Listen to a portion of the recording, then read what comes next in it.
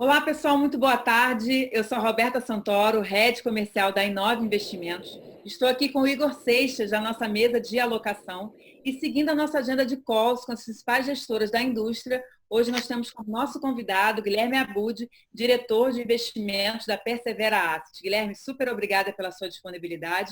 Conta para a gente um pouco do seu trabalho e também da história da Persevera. Vamos lá, eu que agradeço o convite, muito obrigado à Inove, muito obrigado ao Roberto e ao Igor pelo convite, gentil, né? De vez em quando, não estranhem se eu olhar um pouquinho para cima, porque eu estou falando aqui para um computador, mas a câmera está lá em cima, às vezes o olhar desvia para lá. Deixa eu falar um pouquinho da minha carreira e dos meus colegas aqui na Persevera, né? A Persevera é uma gestora focada exclusivamente em fundo multimercado, bastante focada, com uma equipe bastante experiente, todo mundo com 20, 25, 30 anos de mercado. Então, é uma gestora independente nova, mas feita por macacos velhos, né? Então, todo mundo aqui já trabalha algumas décadas no mercado financeiro, todos trabalharam comigo ao longo da minha carreira, grande parte vinda do HSBC, né? O HSBC sempre teve no Brasil, há muitos anos, uma área de gestão de fundos de investimentos muito forte, e boa parte da equipe se conheceu ali em uma das minhas duas passagens pelo HSBC. Na última eu era diretor de investimentos do Asset do HSBC para o Brasil, México e Argentina, América Latina, né? E aí boa parte dessa equipe, quando o HSBC vendeu as atividades no Brasil, foi comprado pelo Bradesco. No Bradesco me deram o desafio de reinventar a área de multimercados do Bradesco, que nunca tinha ido muito bem. E ali a gente se juntou com mais alguns gestores, que alguns já tinham até trabalhado comigo em outras instituições, e nós reinventamos a área de multimercados do Bradesco, que ninguém, né, olhava muito, achava que Bradesco fazia outras coisas, não muito multimercados. Então. E fomos ali entre os melhores fundos da indústria em 2016 e 2017. Isso nos deu um empurrãozinho que a gente precisava para fazer isso de forma independente e fundarmos a Persevera. Então, essa é um pouco da nossa história. O que está na nossa filosofia de investimentos? Eu acho que o mês passado foi um bom exemplo disso. A gente achava e acha que, por mais que a indústria de fundos multimercados no Brasil seja uma indústria muito boa, com ótimos gestores, famosos, experientes, que performam bem há muitos anos, né? Meu primeiro emprego foi na Reding Griff, eu sou super fã do Luiz Stuberger, acho que ele até hoje é o melhor gestor da história do Brasil, né? Então, né, mesmo com todo este respeito pela indústria de multimercados, a gente tinha a impressão de que o que funcionou muito bem nos últimos 20 anos, talvez não funcione tão bem nos próximos 20 anos no Brasil. Por quê? Porque a indústria de multimercados no Brasil, apesar de chamar multimercados, era uma indústria muito focada em juros. Um pouquinho de moedas, mas muito, muito juros. E não estava errado, estava certo, porque o Brasil era um país meio bizarro, que já teve taxa de juros de 45%, de 25%, depois 18%, depois 15% e tal. Então estava certo. Naquela época, saltavam os olhos as oportunidades na indústria de juros. O que a gente veio vendo, porém, nos últimos anos, e esse é um call que a gente tem acertado muito bem nos últimos 5 anos, nós somos uma das primeiras casas, desde a época do HSBC, depois Bradesco, depois Persevera, nós temos sempre estado do lado mais agressivo do ponto de vista de queda de juros. A gente tem sempre acreditado numa queda de juros bem maior do que o mercado e os economistas e o próprio Banco Central precifica ou acredita. Né? Então, a gente juntou essas duas coisas e com a seguinte visão, olha, com taxas de juros muito mais civilizadas no Brasil, não vai dar mais para rentabilizar fundos multimercados com risco controlado, sendo tão concentrado em taxa de juros. É preciso uma estrutura de multimercados muito mais diversificada, muito mais com cara de hedge fund do que é feito lá fora do Brasil, em que você tenha inúmeros gestores com especialidades diferentes, não só juros, né?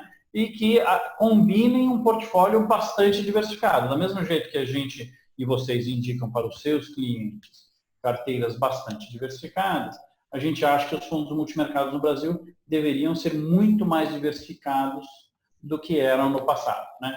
Então, a gente tem aqui uma mesa generalista, a gente tem uma mesa de juros e moeda Brasil, uma mesa de juros e moeda fora do Brasil, uma mesa de ações fundamentalistas, bem fundamentalista de longo prazo para escolher aquelas 5 ou 6 ações que a gente acha que podem valorizar 80%, 90%, 200%, né? A gente, por exemplo, carregou com a Alicorp bastante tempo, subiu 240%, foi um bom acerto nosso.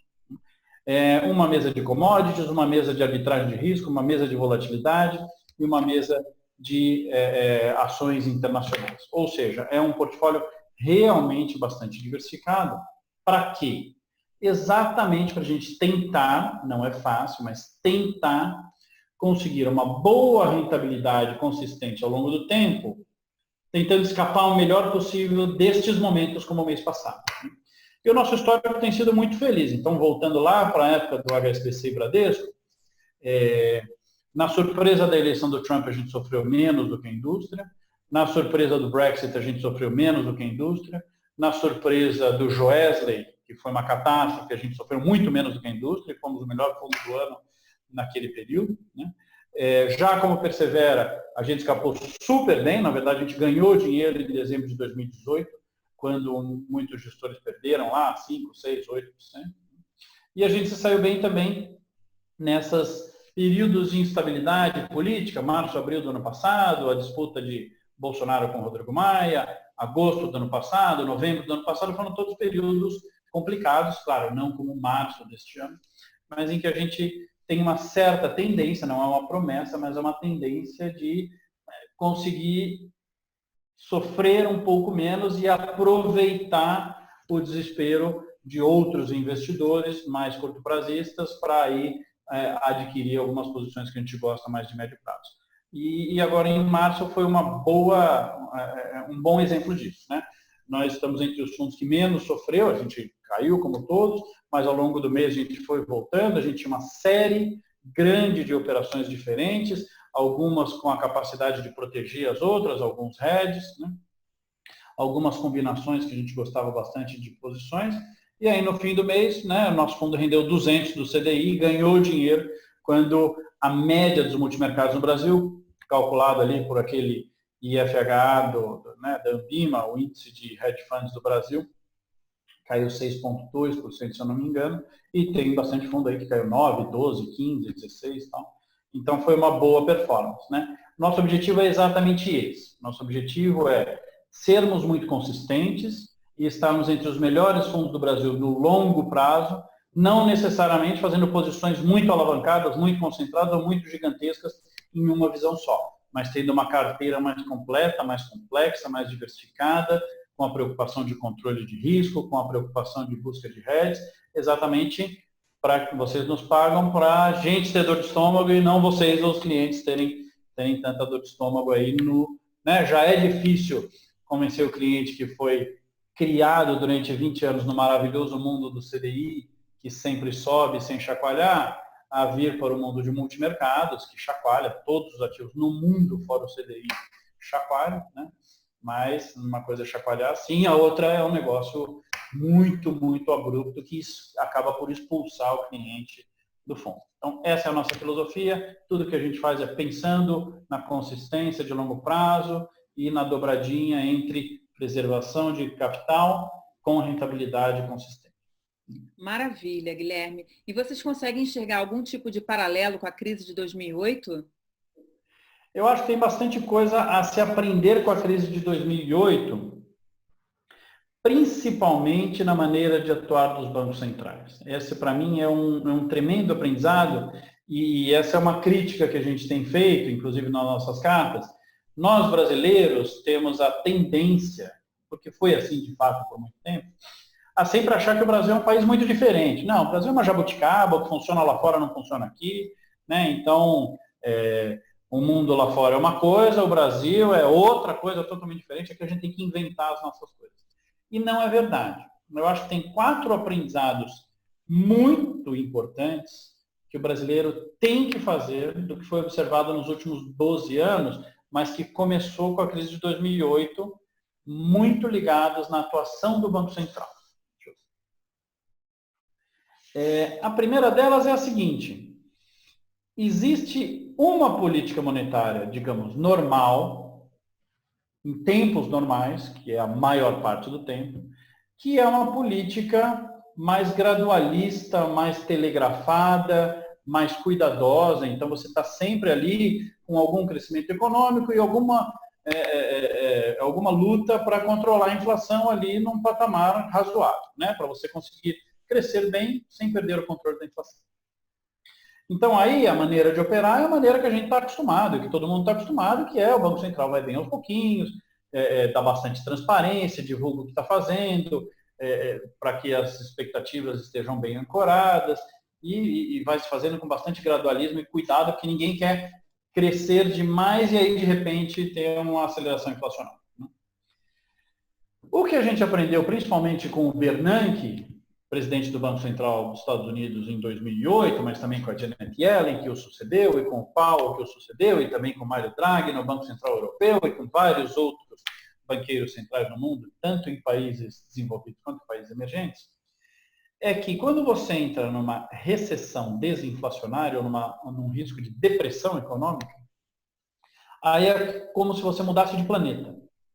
É um outro planeta para o qual existe uma outra política monetária. Aí não adianta fazer aos pouquinhos, com muita cautela, com muito cuidado, com muita preocupação de se está todo mundo entendendo direitinho, né? O Banco Central tem que ser muito, muito agressivo no corte de juros. Foi isso que o Bernanke fez, foi isso que o Draghi fez, foi isso que a Yellen fez, né?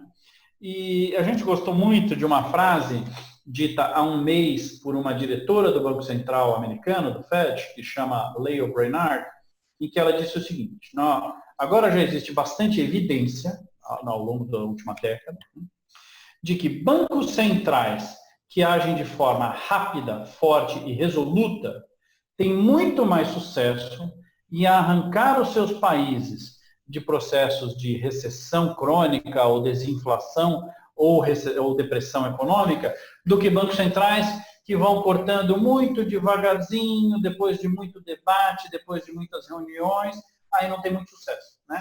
O grande exemplo disso é comparar os Estados Unidos e Japão.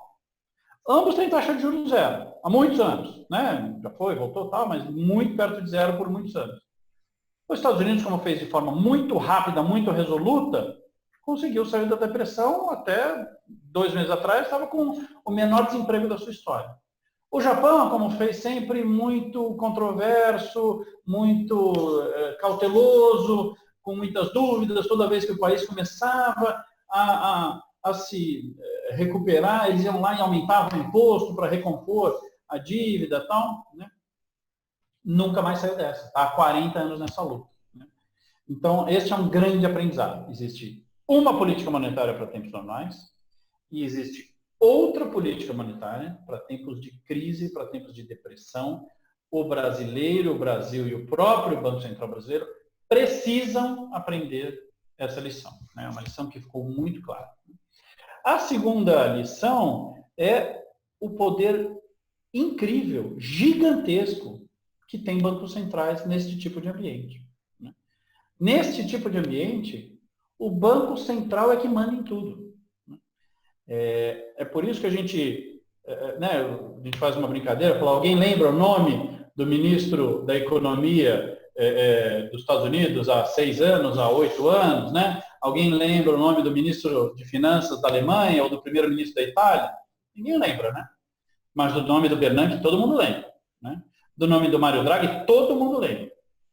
Então, neste tipo de crise, o poder do Banco Central, o Banco Central é a chave da saída da depressão, né? Então, algumas pessoas acham que é um certo exagero quando eu falo isso, mas a gente realmente acredita nisso.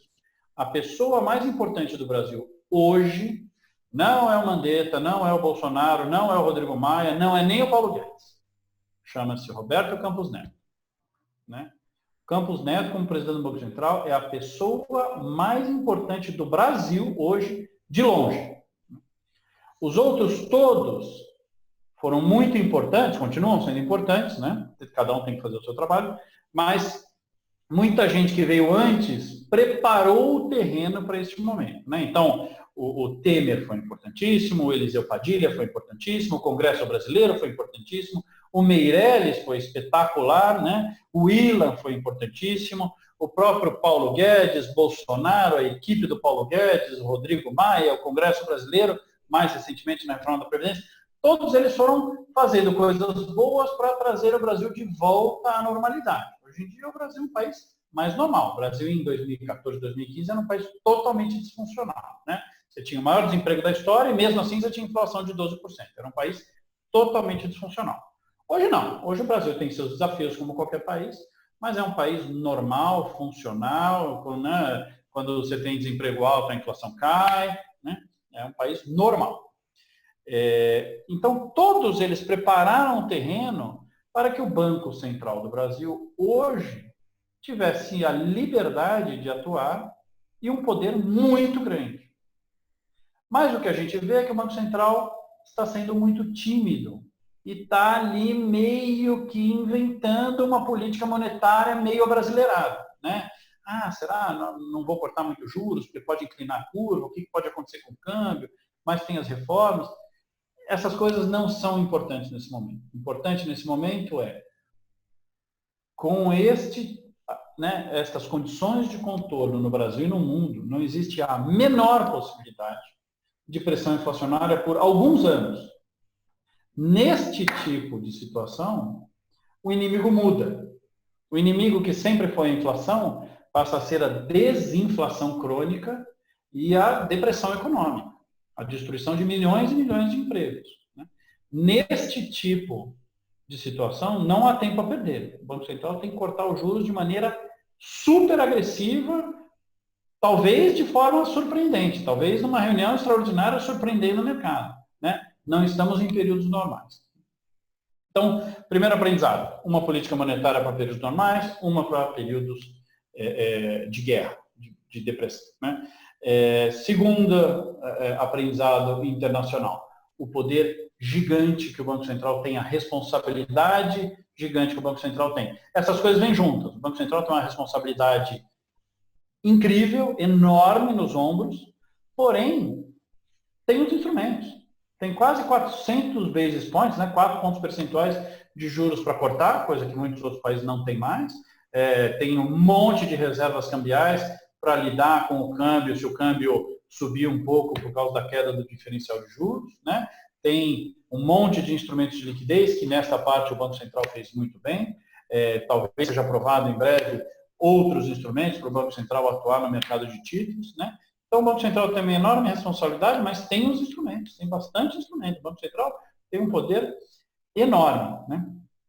E aí tem mais um aprendizado, que esse choca muita gente, mas é o seguinte, né? Neste tipo de situação, o que o Banco Central tem sinalizado, né? Várias dúvidas. Uma das dúvidas é o seguinte: puxa vida, mas com esses gastos fiscais todos, eu perco espaço para cortar juros. Isso em períodos normais. Em períodos desinflacionários é o contrário. Em períodos desinflacionários, o que acontece é que muito pouco da dinâmica da dívida pública vem do superávit ou do déficit fiscal primário. Uma parte muito mais dominante vem do serviço da dívida, da taxa de juros. Portanto, é mais um motivo para o Banco Central cortar juros. Além de precisar do ponto de vista de atividade, além de precisar cortar juros do ponto de vista de inflação, com legitimidade, né, existe mais um motivo que é o seguinte: uma coisa é a equipe do Guedes fazer um pacote de 700 bilhões de reais de gastos novos, necessários, humanitários, para que você faça com que as pessoas mantenham a dignidade e não vão para a miséria, você não tem um surto de falências neste período de lockdown, né? Com o Brasil pagando 4% de juros nos juros curtos e 8% nos juros longos. A outra é o Guedes poder fazer esse pacote pagando meio, ou 1 ou 0 nos títulos curtos e 2 ou 3 nos títulos longos. Ou seja, nesse tipo de situação, também recai sobre os ombros do Banco Central fazer com que esse esforço fiscal temporário custe o menos possível para o país. Se a gente pensar bem, foi isso que salvou todos os países do mundo da insolvência, né? Não teve grandes reformas nos Estados Unidos, não teve grandes reformas na Itália, nem na França, né? Temporariamente, o que aconteceu foi que por haver uma situação de desinflação, foi possível e até necessário cortar os juros. E aí, como efeito colateral muito bem-vindo, temporário, não é a solução dos nossos problemas estruturais, você consegue que a sua dívida pública não saia de controle num período de baixo crescimento e de pacotes de estímulo fiscal, porque você tem uma dívida grande, mas com juros muito baixos, atipicamente baixos. Então, isso te compra tempo para você poder voltar com o tempo a passar reformas, modernizar o país, sem que você tenha uma explosão da dívida pública no meio do caminho. Então, esses são todos os motivos pelo qual a gente acha que o Banco Central é fundamental nessa equação, né? O governo federal está fazendo a sua parte, o Congresso, daquele jeito brasileiro, está fazendo um pedaço da sua parte, né? O Banco Central está fazendo bastante da sua parte na parte de crédito e de liquidez, mas na parte de política monetária e cambial, a gente acha que o Banco Central tem sido um pouco tímido e tem desviado do regime de metas de inflação, elegendo alguns objetivos intermediários que não deveriam. Meta de inflação, a inflação vai para 1, tem que cortar juros. Independente de se, mas o câmbio isso, mas a curva aquilo, né? Então, essa é a nossa visão sobre, né, a pergunta inicial, desculpa a longa resposta, era quais foram os aprendizados ou paralelos com a crise de 2008? Para mim, de longe, o grande aprendizado da última década são estes aprendizados sobre central banking, sobre como conduzir o Banco Central em períodos exatamente como esse, de risco real de depressão econômica. O PIB do Brasil não vai cair 1%, 2%, ele vai colapsar 6% ou 7%. É muito, muito forte. Legal. E falando um pouco de juros, Guilherme, a gente já está hoje em juros na mínima histórica, né? 3,75. Você ainda sinaliza que tem, assim como todo o mercado, né? A possibilidade de virem novos cortes. Já tem casa falando de 3%, já tem casa falando de 2,75%. Na sua visão, para onde deveria ir os juros e para onde vai os juros efetivamente? Olha, para onde deveria é zero. Zero. Não é exagero. Zero. Tem vários países no mundo que estão levando temporariamente a taxa de juros para zero e não é só país desenvolvido, né? Peru, aqui perto, está muito perto disso, né? Mas tem vários países. São tempos de exceção, são tempos de medidas corajosas. Então, a gente realmente está convencido de que a taxa de juros no Brasil deveria ir rápido para zero. Depois, quando a gente começar a colher, se tudo der certo, alguma recuperação de atividade mais à frente, você normaliza, não tem perigo nenhum. Não. Nada te obriga a ficar em zero o resto da vida, né?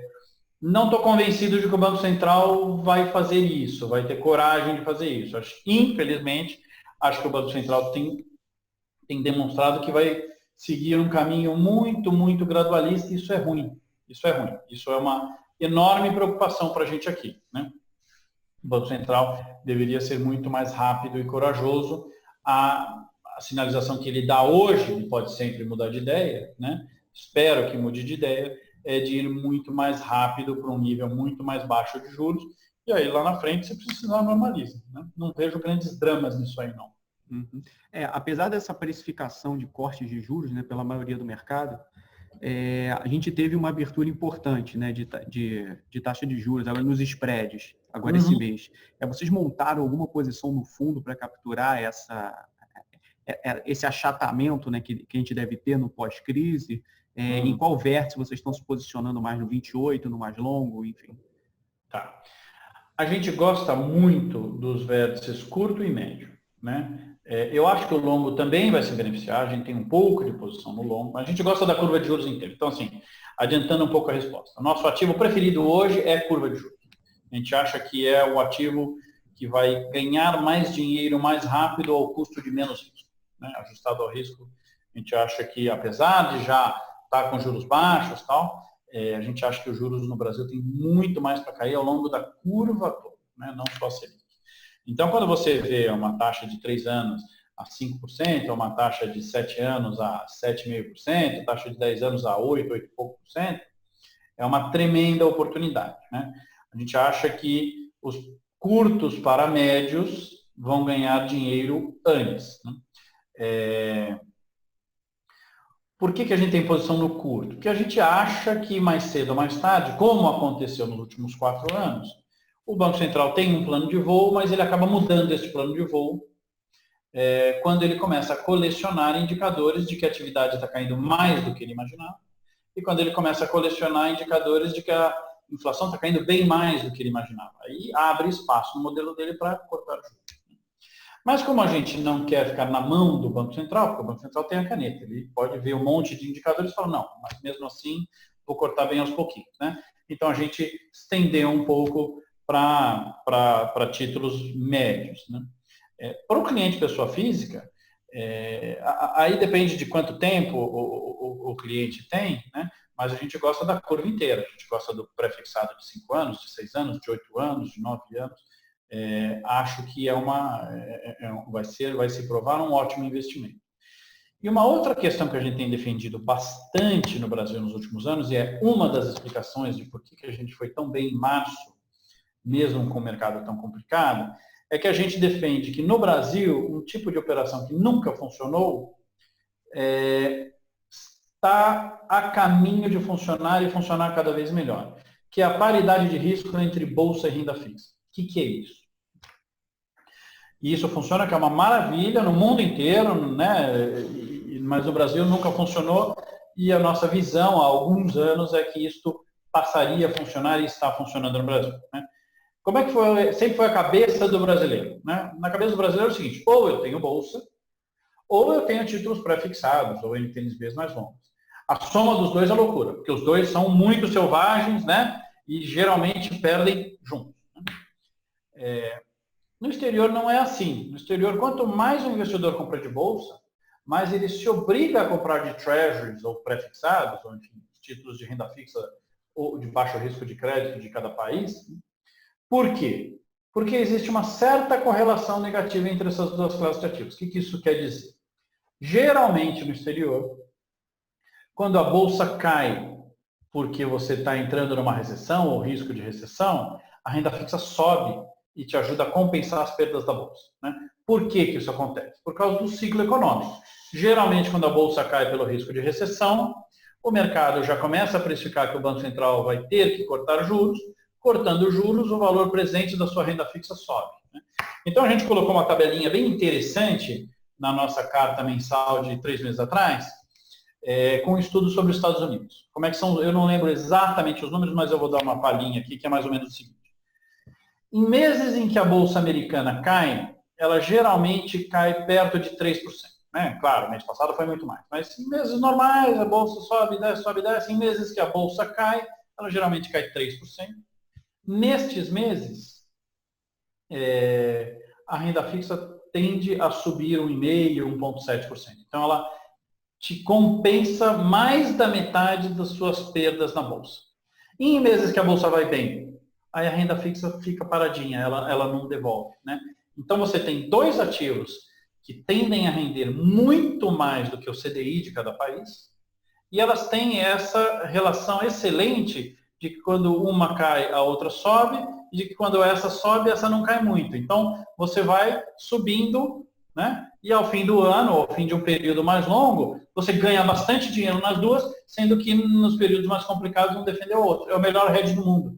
É um dos únicos hedges em que você não paga por ele, você recebe, né, por ele, porque geralmente os pré-fixados pagam uma taxa muito mais gorda do que os Fed Funds, do que o CDI, do que a Selic de cada país. Né? Então, o que a gente gosta mesmo no Brasil, pensando no médio prazo, a gente já gostava antes e gosta olhando para frente, é desta combinação. Esta é a combinação que vai dar muita alegria para o Brasil nos próximos muitos anos. Bolsa comprada, mas comprada junto com pré-fixados de 3, 4, 5, 6 anos, né? Não funciona tão bem quanto nos Estados Unidos. Nos Estados Unidos é quase imediato. Né? A bolsa caiu num dia, você vai ver que a Treasury vai bem. Né? Aqui no Brasil é meio brigado, porque isso tudo é muito novo, os próprios agentes do mercado às vezes não acreditam muito nisso, o próprio Banco Central, de vez em quando, é muito reticente em cortar juros nessas situações, como está sendo agora, então poderia ser melhor. Né? Tanto que em março teve dias que funcionou e dias que não funcionou. Teve dias que a bolsa caiu bastante, a renda fixa não ajudou nada, mas aí 3 dias depois a bolsa sossegou um pouco e a renda fixa foi super bem. A hora que a gente pegou um mês fechado como um todo, foi maravilhoso.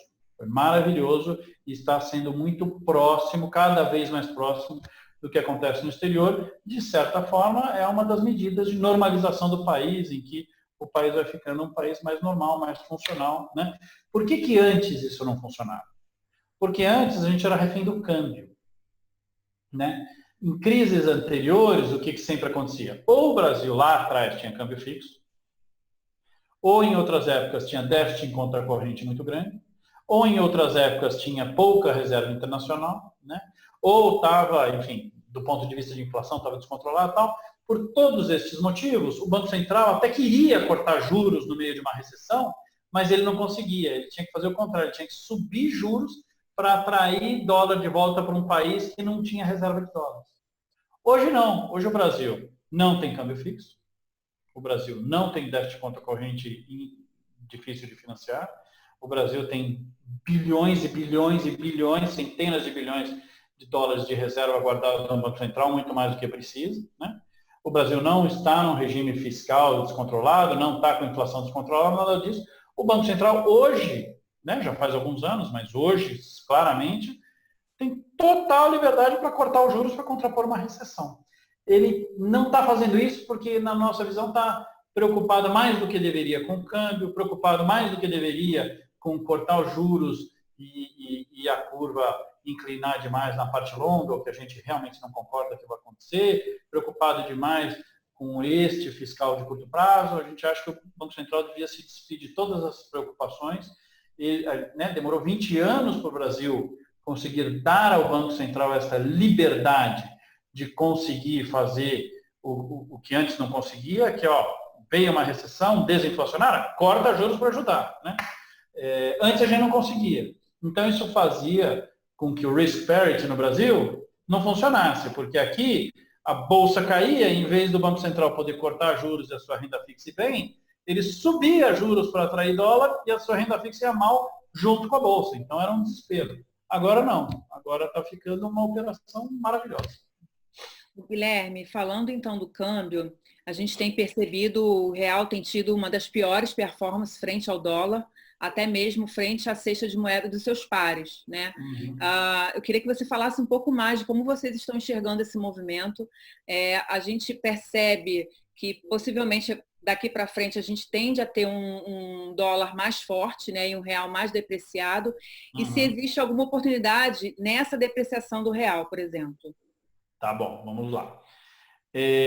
A gente escreveu, se eu não me engano, 4 artigos sobre câmbio ao longo do último 1 ano e meio. A gente gosta muito do assunto e a gente tem uma visão que tem sido bem fora do consenso sobre câmbio, né?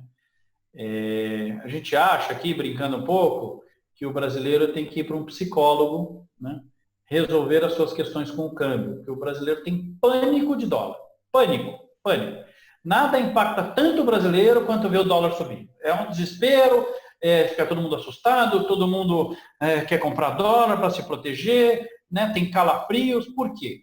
Porque a nossa história realmente é recheada de momentos em que o dólar estava lá tranquilo em 1, 1,5, 2, de repente ele explodia para 4, e aí na esteira disso aí, quebrava a empresa, gerava inflação, forçava o Banco Central a subir juros no meio de uma recessão, essa bagunça toda que a gente falou, né? Isso não é mais verdade. O brasileiro não precisa mais ter medo de câmbio, né? O brasileiro pode ficar tranquilo com o câmbio, né? Você vê, a gente escreveu um artigo há alguns meses em que o título, né, na nossa carta mensal, em que o título era "O ministro Guedes está correto". E o que a gente queria dizer com isso? Ele falou uma vez, foi super criticado, depois falou de novo, foi criticado de novo, né? Não é fácil ser ministro no Brasil, você toma porrada de todos os lados, né? Apesar do Guedes ser provavelmente o melhor ministro da economia da história do Brasil, né? O que ele falou naquela época? Ele está certo. Ele falou, olha, é muito melhor o Brasil ter juros de 4 e câmbio de 4 do que câmbio de 2 e juros de 15. E ele está certo, é muito melhor para o Brasil mesmo, né? Aí todo mundo, nossa, meu Deus, ele quer câmbio de 4, quer câmbio de 5, né? Que loucura. A melhor receita para um país que está estagnado, com desemprego alto, precisando desesperadamente voltar a crescer, é exatamente esse, a inflação e juros baixos com câmbio desvalorizado. Né? Todo mundo quer câmbio desvalorizado, todo mundo.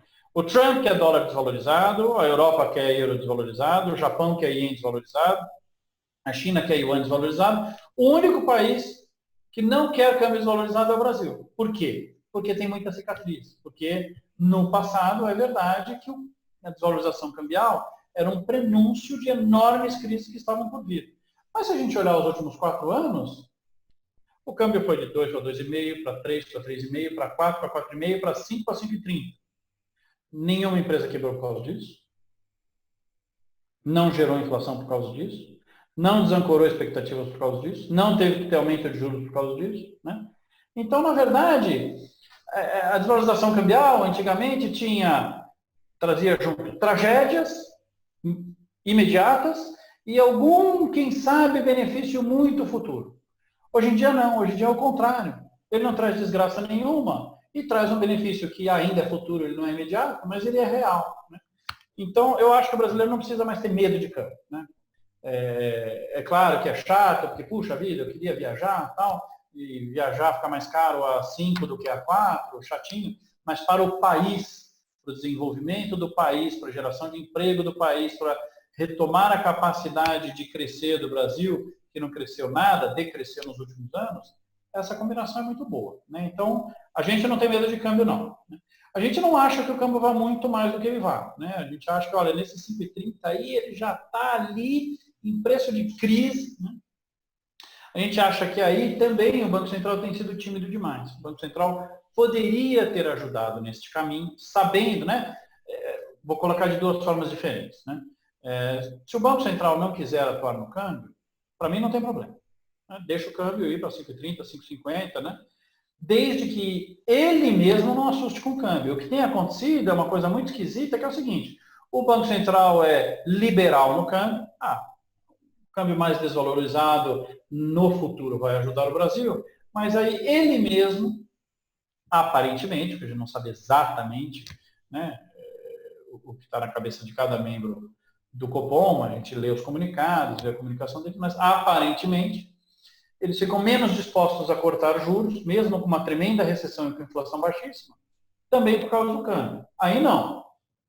Ou você não tem medo de câmbio, deixa o câmbio ir, mas não se importa com o câmbio na hora de fazer política monetária, porque está claríssimo que ele não gera inflação. Né? Ou, se você mesmo, Banco Central, assusta com o câmbio, então atua no câmbio com as reservas. O que eu sei é o seguinte, a maneira certa, classicamente, e especialmente nesse período, né, de atuar no câmbio não é segurando os juros altos, né, porque o resto da economia precisa de juros baixos. Então, para cada objetivo é um instrumento. Para o objetivo de ter crescimento econômico com inflação perto da meta, juros. Para o objetivo de ter um câmbio que não assuste as pessoas ou não assuste o próprio Banco Central, vai dosando isso com reservas, porque o Brasil tem um monte de reservas. Ganhou mais 60 bi de reservas aí de swaps do Fed, tem mais do que suficiente para atuar. O Banco Central tem sido muito econômico no uso dessas reservas, e aí ficou um pouco refém de uma dinâmica ruim no mercado, que foi o câmbio subindo. Né? Câmbio desvalorizado não tem problema. O problema é essa sensação de que ele vai desvalorizar para sempre. Né? E aí se criou essa sensação de, nossa, sei lá, se ele cortar os juros vai para 7. Né? Não vai nada para 7. Né? Não tem nada disso. Mas criou-se essa percepção. Então, acho que dá para usar juros para inflação e atividade econômica, com efeitos colaterais super bem-vindos, muito necessários no fiscal. E aí a curva longa não fica super premiada, porque ninguém fica com medo de crise sistêmica. E para o câmbio, as reservas internacionais. A gente acha que deveria haver essa clara separação, porque no Brasil o que impera, corretamente, é um regime de metas de inflação. Então, não tenham medo de câmbio.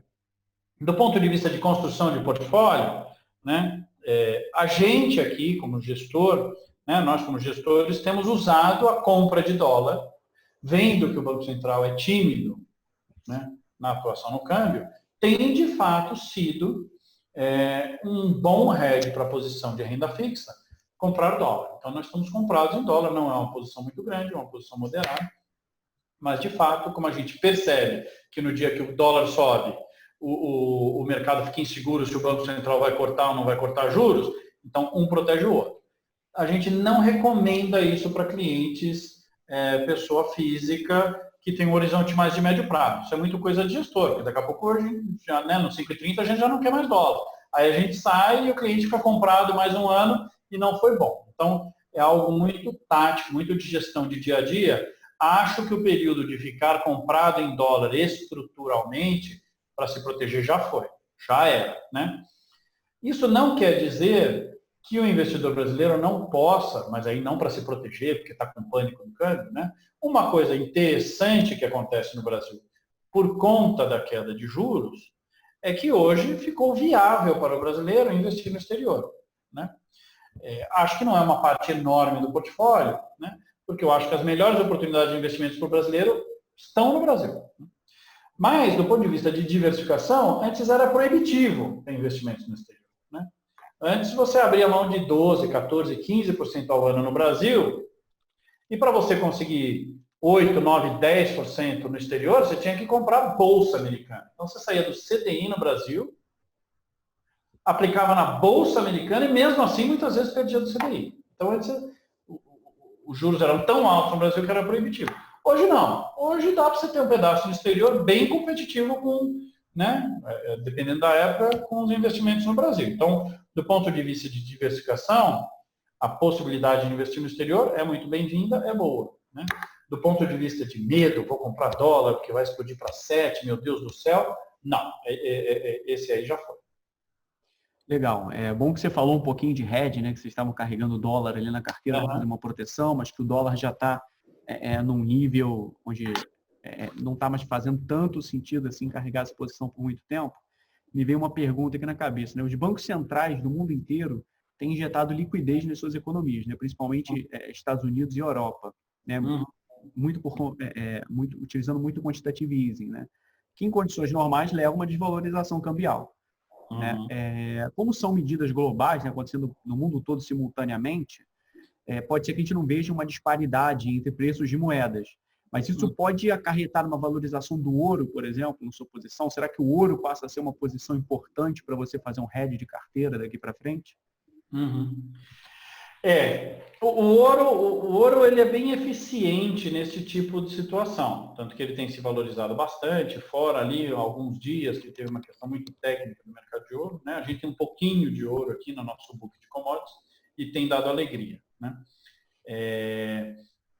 Sim um ativo que tem historicamente uma capacidade de proteção em momentos como esse, em momentos extremos. Ou quando você acha que vai ter descontrole inflacionário, né? Ou quando você acha que vai ter, né, uma desvalorização das moedas como um todo, porque todo mundo fica emitindo. Então, o ouro funciona bem. Acho que não dá para ter uma posição muito grande em ouro, né? Você tem até um descasamento nesse momento entre ouro físico e ouro futuro e tal, porque todo mundo teve a mesma ideia ao mesmo tempo. Todo mundo quer um pouco de ouro, né? Um pouquinho, acho que sim, é bem-vindo do ponto de vista de diversificação e capacidade de proteção, mas eu não faria uma posição enorme, nada disso, né? Porque o preço do ouro, né?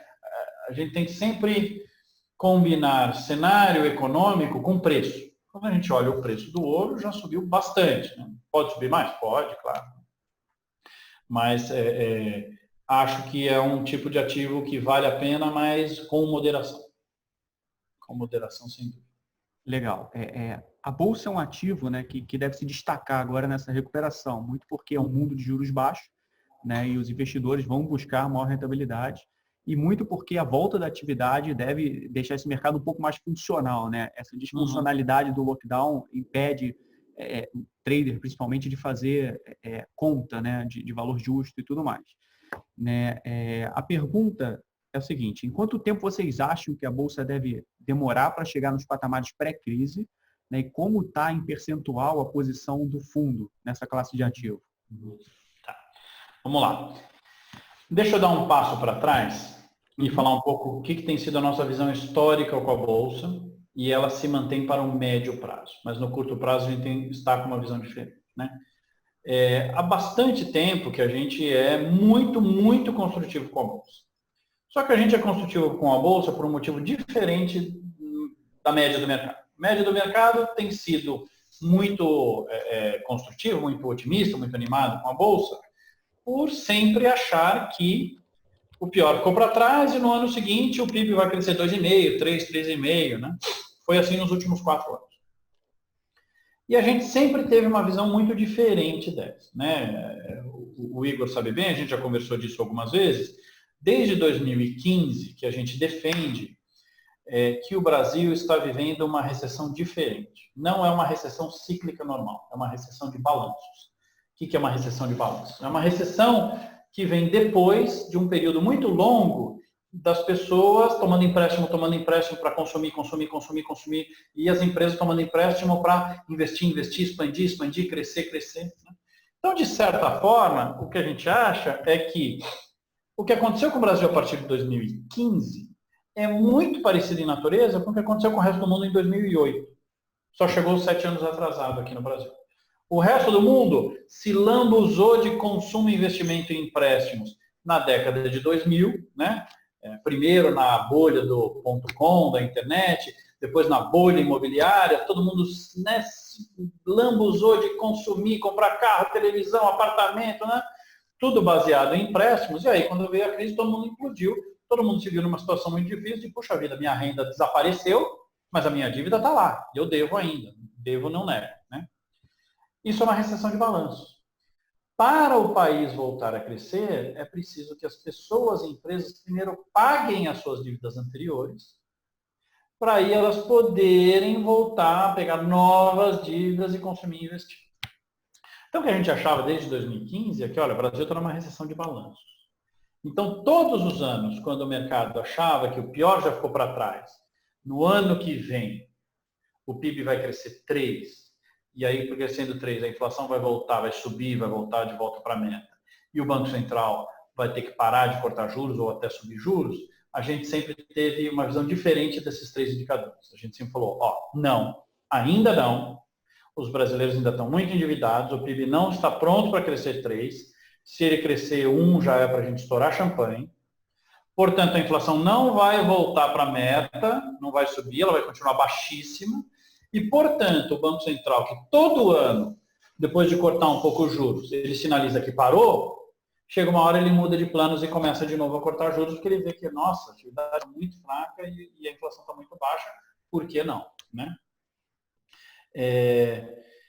Então, a gente sempre defendeu isso, né? Recessão de balanço. Então, o motivo pelo qual a gente gosta e gostava de Bolsa não era o crescimento econômico. Era o quê? A observação que a gente tem feito que as empresas de capital aberto no Brasil, nos últimos 5, 6 anos, elas se reinventaram. Para sobreviver, elas tiveram que diminuir de tamanho, mandar a gente embora, portanto, forçando uma produtividade, né, onde 3 faziam o trabalho, 2 tiveram que fazer o trabalho. Elas conseguiram se desalavancar, se desendividar, porque elas captam dinheiro a CDI, pagavam 15%, agora pagam 3,75%. Elas sim conseguiram se desalavancar. As empresas pequenas e médias não conseguiram, porque estas dependem de spread bancário, e aí para o tomador final no banco a taxa não caiu tanto quanto caiu na Selic, né? Alavancagem operacional, melhoria de processos, né? Você ia conversar há 5, 6 anos com uma empresa, ela não falava a palavra lucro nenhuma vez. Ela falava crescimento, né? Estou contratando mais gente, estou treinando mais gente, estou comprando mais terreno, estou abrindo mais shopping, estou abrindo mais loja, né? E aí a margem de lucro colapsou. Bolsa não é PIB, bolsa é margem de lucro das empresas. Então, tinha muita gente que estranhava essa nossa visão, falava, nossa, como é que a Persevera gosta tanto da Bolsa, achando que o PIB vai crescer muito pouquinho? Porque Bolsa não é PIB, Bolsa é margem de lucro. E se a gente olhar nos últimos 4 anos, a margem de lucro, a lucratividade das empresas brasileiras grandes de capital aberto, essas que estão na Bolsa, tem crescido de forma muito, muito forte mesmo. Né? Então, a gente gosta da Bolsa, a gente acha que as empresas da Bolsa estão muito sólidas, com pouca dívida, com bastante capital, estão bem posicionadas. Né? Bom, portanto, a gente sempre gostou e continua gostando da Bolsa para o médio prazo, né? Então, quem tem um horizonte de investimentos aí de 2, 3 anos, né? Bolsa vale muito a pena. Se for bolsa combinada com pré-fixado, então, maravilhoso. Bom, no curto prazo, porém, aí eu vou falar uma coisa bem de gestor, não estou falando para os clientes fazerem isso, né? Daquele tipo, né? Igual a gente fala, show de marketing, não tente isso em casa, né? Isso é coisa de gestor que fica o dia inteiro fazendo isso. Nós estamos nos permitindo, no curto prazo, ficar vendido em bolsa. Por quê? A gente desconfia que antes de entrar numa tendência de médio prazo, em que a bolsa pode subir mais 90%, 100%, né, nos próximos 2 anos, acho que a bolsa, em algum momento, ainda vai dar uma pernada um pouco assustadora de queda. Né? Não estamos falando isso para deixar ninguém em pânico, né? Não é também que vai cair mais 50%, nada disso, talvez caia mais 15%, alguma coisa assim, né? Mas vai dar aquela assustada. Então, a gente já fala isso para preparar os clientes, né? Da seguinte forma, né? Como é que a gente reconcilia a visão do gestor de curto prazo com a gestão da pessoa física e de alocação de médio prazo, né? A gente escreveu uma carta aos investidores há 2 meses, que o título acabou sendo muito apropriado, a gente acertou mais rápido do que a gente imaginava, né? Que era o seguinte, né? Chamava ações, use com moderação, aprecie com moderação, né? O que a gente falava era o seguinte, olha, não dá para o brasileiro que a vida inteira ficou acostumadinho lá com o conforto do CDI, que pagava altos retornos sem nenhuma volatilidade, sem nenhum desconforto, né? Virar de repente um americano e ter 60% do dinheiro na bolsa. Não rola, né? O brasileiro deveria comprar 10% em bolsa, sempre teve 1, 2, 3% em bolsa, 0, deveria ir para 10, 15% em bolsa, ver se aguenta ou sobe e desce, no outro ano vai para 20, ver se aguenta, sobe e desce, no outro ano vai para 25, quem sabe daqui 5, 6, 8 anos pode ter 40, 50% em bolsa. Hoje não dá, não aguenta, né? Então, para aquele investidor que tem uma quantidade de bolsa que cabe no seu estômago, né? Para alguns é 15, para outros é 20, para outros é 25, para outros é 30, se for jovem, corajoso, tal, né? Mantém. Mão firme, não sai vendendo no desespero igual todo mundo, né? Para quem deveria ter um pouco mais de bolsa e não comprou, porque não se convenceu a tempo, aproveita os preços agora, ou até se a gente tiver certo, uma pequena queda, aproveita no desespero dos outros e compra, né? E aí sim a gente acha que entra uma tendência de mais longo prazo. Por que a gente acha que a bolsa ainda pode dar um susto de curto prazo? Porque a gente acha que no caso do Brasil, talvez no mundo inteiro, mas no Brasil certamente, o mercado está negociando muito a doença. O mercado está negociando, né, olhando o coronavírus. E, de fato, você tem boas notícias do ponto de vista do coronavírus e do ponto de vista do apoio que governos e bancos centrais do mundo estão dando. Então, quando você olha essas duas coisas, claro, juros caindo no mundo, os governos dando pacotes para as pessoas subsistirem durante esses 1, 2, 3 meses de lockdown, né? E mais a perspectiva de que essa epidemia vai passar e vai passar, sempre passa, né? Você fala, não, o mundo vai acabar, não acaba, né?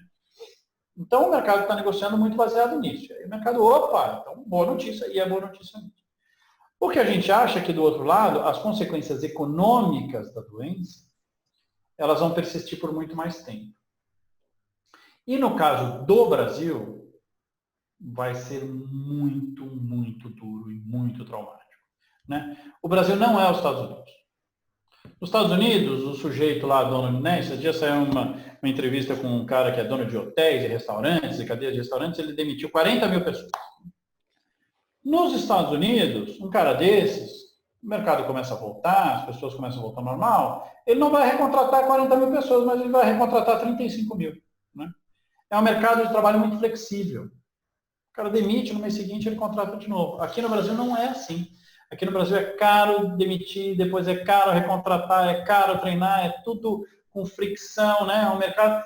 Então, as empresas também não são as empresas americanas, né? A empresa em outros países, elas aguentam 3, 4, 5 meses sem receita, elas têm acesso a empréstimo a taxas civilizadas no sistema financeiro. Aqui no Brasil não tem nada disso. Tem empresa que se ficar parada 45 dias vai à falência, aí vai demitir 100 e vai morrer. Né? Ou o cara que conseguir demitir 100 e sobreviver, ele não vai recontratar 90, ele vai recontratar 20. Então a gente acha que aqui no Brasil, não só a queda da economia vai ser muito profunda, mas a recuperação vai ser muito, muito lenta. Então aqui vai ser casca. Então, não quer dizer que não vamos nos recuperar, mas o Banco Central precisa ajudar, precisa ser mais rápido e firme, a gente precisa ter um pouco de paciência. É verdade que as empresas listadas em bolsa, elas são as mais bem colocadas para voltar mais rápido do que a pequena e média, que não tem acesso a capital e empréstimos a preços civilizados, né? Mas ainda assim, quando a gente pega o conjunto, eu acho que no Brasil a gente vai tomar um susto aqui pelo tamanho da queda do PIB, pelo tamanho da alta de desemprego, pelo tamanho da queda da renda, e as coisas aqui serão mais lentas. Então, eu acho que antes de uma alta de 100, 120, 150% nos próximos anos, a gente pode sim experimentar uma segunda pernada de queda de 10, 15, 20%, né? Se a pessoa tem estômago forte, não tem problema, aguenta firme, porque depois vem o prêmio, né? A gente aqui como gestor estamos nos dando o direito, como nós somos mais dinâmicos e acompanhamos o mercado todo dia, a ficar um pouquinho mais cautelosos neste curto prazo. Guilherme, sensacional, que aula, não dá vontade de parar de escutar o que você está falando. Obrigado. Muito bom. A gente já está caminhando para o fim, eu queria que você, depois dessa aula, deixasse essas considerações finais para a gente poder terminar. Tá bom, vamos lá. Primeiro, agradecer, muito obrigado pela oportunidade. Fiquem de olho na Persevera, no nosso fundo Persevera Compass, né? Compass de bússola, que te leva em segurança aonde você precisa chegar, né? O que eu falei aqui, acho que vale a pena repetir duas coisas. A primeira é que, no meio desse tipo de crise, impera uma desesperança muito grande, mas esta epidemia vai acabar, é muito provável que a gente já passou da metade deste caminho no mundo, né? Em alguns lugares mais de 2/3, algumas curvas já estão caindo, e no Brasil vai acontecer igual, a gente vai sair dessa, então não precisa ficar em desespero de o mundo nunca mais será o mesmo, vai mudar o mundo para sempre, vai acabar, né? Não tem nada disso. Acaba, daqui a uns meses acabou, a gente vai olhar para trás e acabou o coronavírus, né? Acabou, digo, a fase aguda, né? Já estão testando vários remédios, daqui a pouco vai ter vacina, a gente está aprendendo a lidar com isso, então não precisa se jogar na janela, né? Do outro lado, né, é muito importante a paciência na hora de investir e dimensionar bem a sua carteira, né? Sem sede de, nossa, é a oportunidade da minha vida, vou para 60% em bolsa. Putz, você não vai aguentar, né? Então, o tamanho das posições e a composição da carteira é muito importante. Usem os seus ótimos assessores da Inove para te ajudar a construir carteiras, né? A gente está acostumado aqui no Brasil a gente pensava que a gente era diversificado, né? Eu já dei muita palestra para private banking, por exemplo, de vez em quando eu perguntava para um cliente, falava, tua carteira é diversificada? Não, minha carteira é super diversificada. É mesmo, que legal, me fala aí o que você tem. Eu tenho o CDB do Bradesco, do Itaú, CDB do Santander, CDB do Safra, né? Fundo DI, fundo de renda fixa de baixa volatilidade, e debênture, e LCA e LCI, né? Que legal. CDI, CDI, CDI, CDI, CDI, CDI, CDI, CDI, né? Era tudo CDI. Na verdade, o brasileiro entendia diversificação como diversificação de emissora. Um é do Santander, outro é do Itaú, outro é da EcoRodovias, né? Agora a gente precisa diversificar mesmo. Tanto gestores de multimercados, por isso nasceu a Persevera, um fundo bem mais diversificado do que a média dos multimercados, quanto o cliente final. Precisa ter 8, 9, 10, 11, 12 ativos diferentes. Precisa ter pré-fixado, precisa ter bolsa, bons gestores de multimercados, bons gestores de fundos de ações, fundos imobiliários, enfim, debêntures de mais longo prazo, né?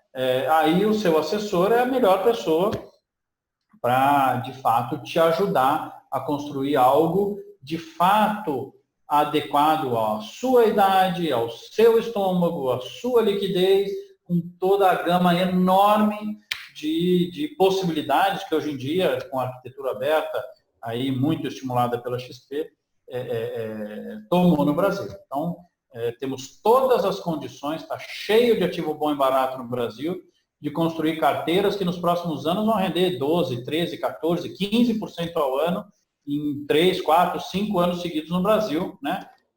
Dá para ter rentabilidades muito boas. A diversificação, que foi uma coisa que nunca foi bem entendida e nunca, na verdade, funcionou muito bem no Brasil, tudo caía junto e tudo subia junto. Agora não, agora os ativos vão ter uma vida própria, mais própria mesmo. Vai ter ano que a bolsa vai bem e o dólar vai mal, vai ter ano em que a bolsa vai mal e os juros vão bem, vai ter ano em que a NTNB não vai tão bem, mas o spread de crédito vai bem, né? Então, diversificação e tamanho de posições são muito importantes, né? Acho que vamos sair dessa fortalecidos, mas a gente vai ter que ter um pouquinho de paciência, porque esse ano vai ser dureza, né? Vamos aproveitar as oportunidades. Certo, Guilherme. Puxa, pessoal, quero agradecer a presença de todos, especialmente a do Guilherme, que gentilmente está aqui conosco, compartilhando um pouco do seu conhecimento, que, aliás, foi uma aula sensacional. Obrigada mesmo. Um prazer enorme, uma honra conversar com você, viu, Guilherme? Do nosso lado, pessoal, a gente segue acompanhando tudo que acontece, todos os desdobramentos do mercado, entregando para o nosso cliente informação e a melhor assessoria. Até a próxima live, pessoal. Tchau, tchau. Tchau, muito obrigado. Tchau, obrigado.